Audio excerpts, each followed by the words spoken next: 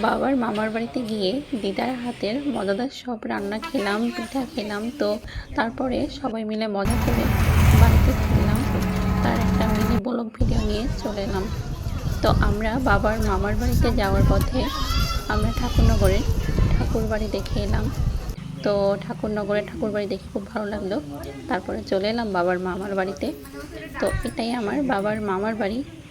তো আমার বাবার মামার বাড়িটা হচ্ছে অনেক জায়গা নিয়ে আর অনেক গাছপালা, খুবই ভালো লাগে, খুবই সুন্দর।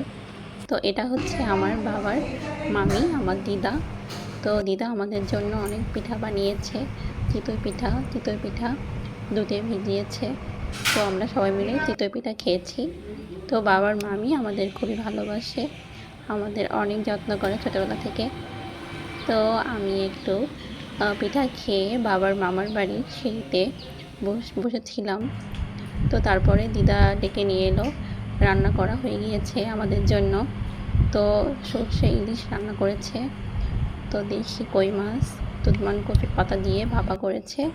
তারপরে ডাল রান্না করেছে, পটল ভাজা, আর রান্না করেছে আমরা দিয়ে চাটনি। তো দিদার হাতে রান্না খেয়ে গল্প করে আমরা বেরিয়ে পড়লাম বাড়ি যাওয়ার উদ্দেশ্যে।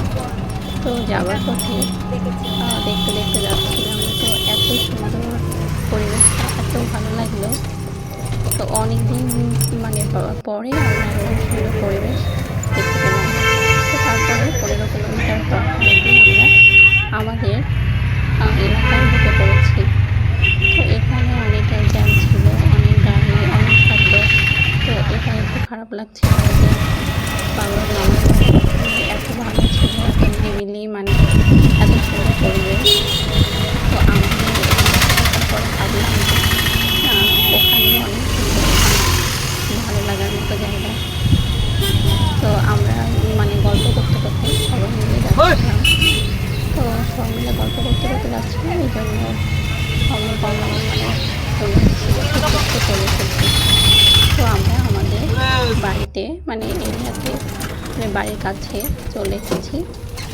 এই তো আমাদের বাড়ির সামনে মাঠ এটা, আর আমাদের বাড়িতে আমরা চলে এসেছি।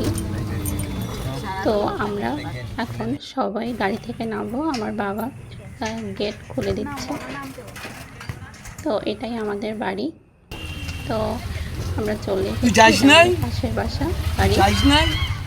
তো আমরা এখন গাড়ি থেকে নেমে পড়বো। তো চলে এসেছি। তো সবাইকে টাটা। তো এটাই ছিল আজকে আমার মিনি ব্লগ ভিডিও। তো সবাই ভালো থাকবেন, সুস্থ থাকবেন।